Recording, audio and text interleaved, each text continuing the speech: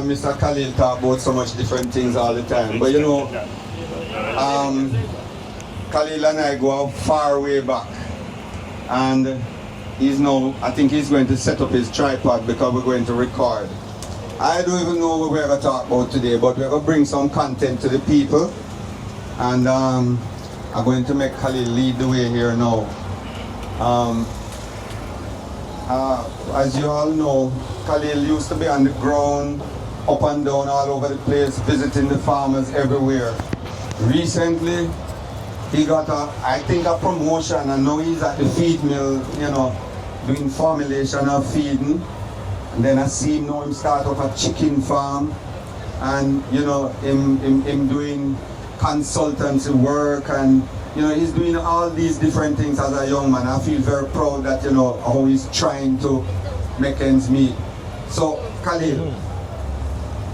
All right, Mr. Bernard, thanks for the introduction. Good to be here. It's my first day at them day. Time hot, but everybody look happy.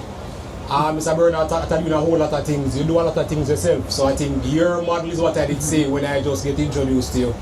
And then I say, boy, Khalil, I'm going to do garbage, I'm going to do solar, and you know, you turn your wife into the business or a lot of the things. I think that's pretty impressive. I think any young Jamaican man should follow a similar model.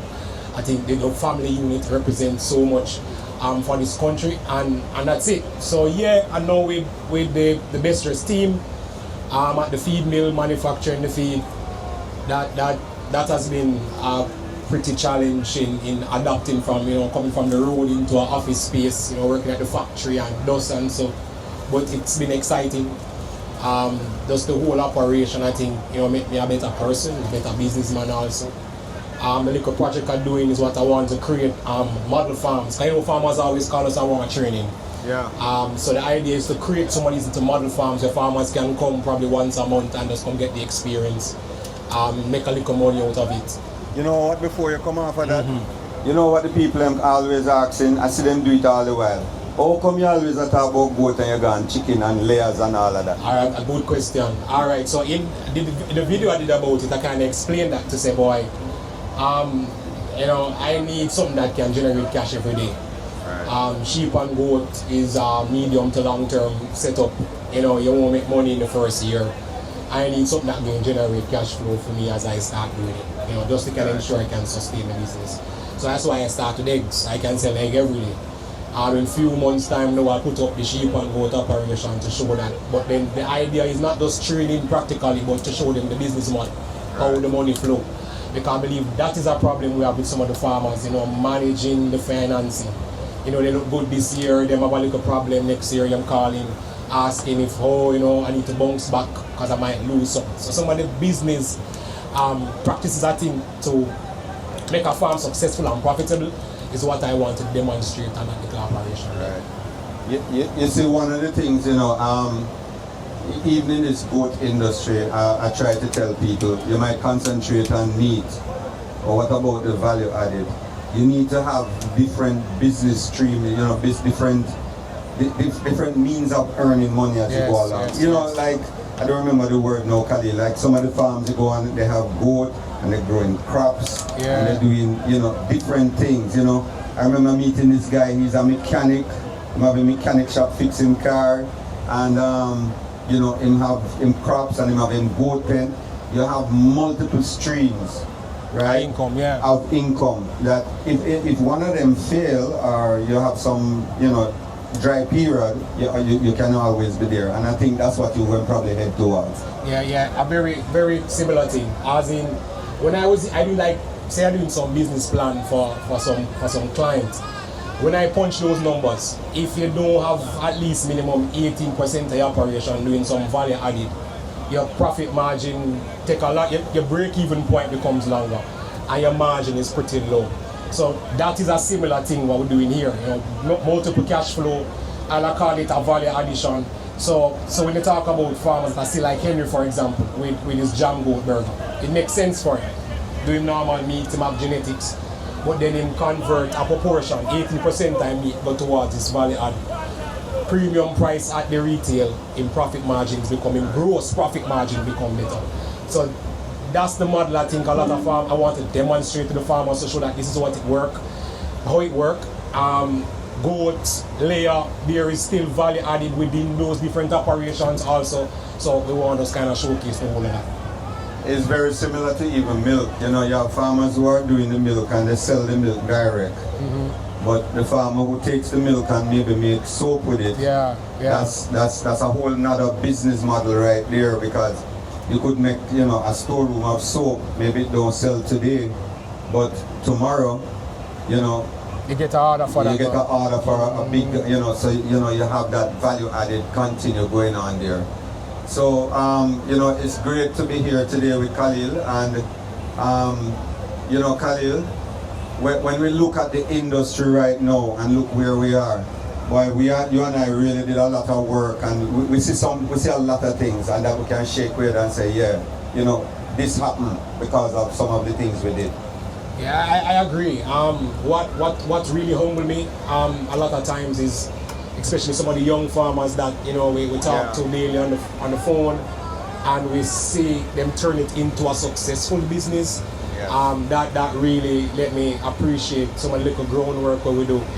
Just going around and just trying to get the farmers organized. What disappoint me though, I can say though, what disappointing is when I see some of these big companies starting to produce goat meat, and it's not we as the farmers supplying this top, you know, industry holders for this type. What the distribution network. So that is where I still think that we need some work to get done, Mr. Bernard. How best we can organize them, you know, turn them into businessmen, and at the same time organize the operation where we can have local farmers having that meat on the market. The negotiation between, for example, like a rainforest now who used to start doing goat meat, we have to be at the table with them, negotiating with the farmers to get a price point that makes sense for both of us. You know, we the farmer don't feel like we're losing out, and the processor can sell it to the consumer and make his margin. I think that is some work that we have to kind of finish up and do before we step out of this thing. Yes, definitely. And there's so much other things that needs to be done. And you know, we all need to work together and come to the table and try and make some of these things happen. But what do you think about the struggles? What are the struggles? What kind of struggles you see in our industry now? You know, the association and, you know, all the different things that happen. What are some of those struggles that you see from your perspective? I think, I think it has been an issue for years. I think some of us hard to adjust. Somebody I think is ego. I don't know. But I think one of the first things that we need to tackle is leadership at all levels. You know, in the association, in the government, in the private sector. We have a serious table, like a board, that's dedicated to driving this sector forward. So everybody can align themselves to this common goal, and we get it done properly. Struggles for the farmers, no doubt, is forage. That is killing every ruminant sector. It's not just sheep or goat. Cattle is the same thing. We don't have the right quality forage in the right volume, so production inconsistencies there, performance not doing good. And that, I think, is something that if we don't solve, the sector won't go further. I think we're doing good with genetics. We have access to the imported, we have AI, but the nutritional aspect is where we have an issue. And then that, I don't think that gives us now, the farmers, the ability to scale up them operation because we have access to the lands. So we don't have much farmers doing 1,000 heads. And that's a problem for us. We need volumes, we need skills. We can go to these bigger guys and say, hey, we can supply with the meat consistently at this price. And I think not until we solve that, we're going to kind of be, you know, in this kind of middle ground same way. So I'm hoping for that change. Funny enough, I agree with you. They were talking up there, and I think your boss, Goat Island, they had at one point over 10,000 goats on Goat Island. Yeah, 10,000 goats on Goat Island. Can you imagine such a facility? It is just even hard to believe it that we had one place that had so many goats there. That don't exist anymore. They steal them, and you know, it has all disappeared like that. But I do agree with you with what you just said a while ago. We need strong leadership. It's not everybody can do.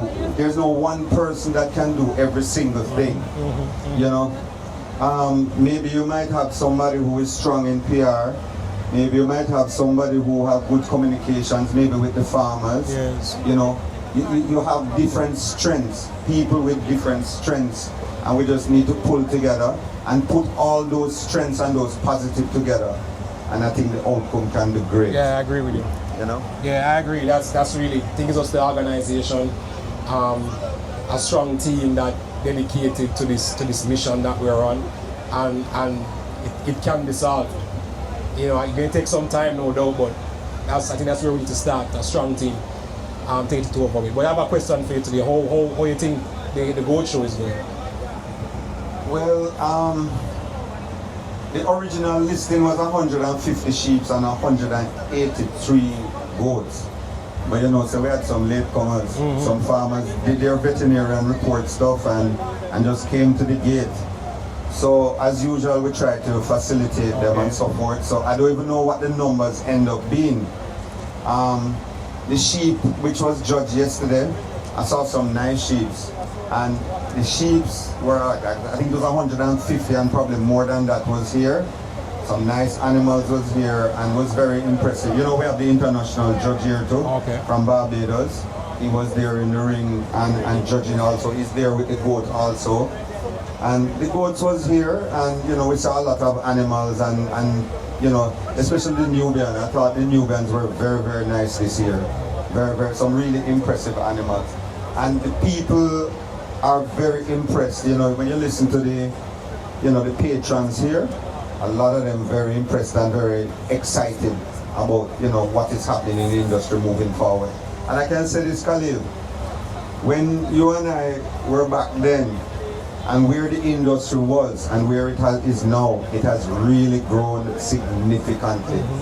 The work that all of us did in the sector, the Small Ruminant Association, along with, you know, the different entities that work along with us. I mean, tell me, you see the transformation, Khalil? You can just...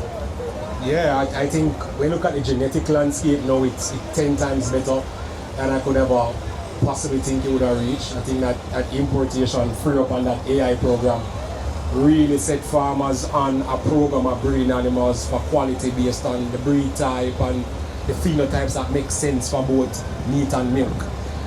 What else I think I see an improvement with is just even some of them approach to being goat farmers. Yes. I think there's a new face of what goat farmers look like. Youth, women, and even the older farmers, they're so proud to be a goat farmer now. I think the buzz, the trend on goat farming, if you even check the algorithm, goat farming is up there in the top 100 to show you, say, most of the Jamaican people that, you know, are now talking about being goat farming, and I think that's a game changer. Another thing that I think was really successful is goat farmers' approach to current affairs.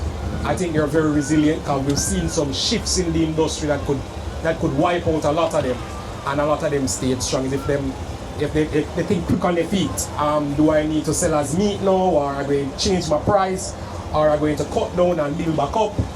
I think a lot of farmers now are better managing even those health issues, because I would normally get calls for some very simple queries. The conversation is much deeper now. You know, like they can tell me, say, boy, I have 2 antibiotics as option. Which one should I use? Then I don't know what medication to use. The conversation has changed. So I give the farmers a thumbs up for improving even their education towards the sector. And I think over the years, the association, rather, you know, so the social media content we put out there has kind of allowed that transfer of technology and the capacity building for farmers to be better at what they do. Yes, most definitely. So we are right up there now, and you know, we can just explode and just get bigger and better. We have to just make all the right decisions. That's what we have to do. You know, strong leadership from the government, from all the government agencies, and you know, small ruminants is that word wasn't known before, and it's on everybody's lips right now. So we have gotten so strong and so, you know, and I think we are geared up for things to get bigger and better moving forward. So Khalil, Thanks a lot Yeah, for man, no passing by, problem. and boy, I tell you, it's a pleasure Yes, Mr. working with you along the years, and we're going to continue working together. Yeah, Mr. Bernard. Big up. All right.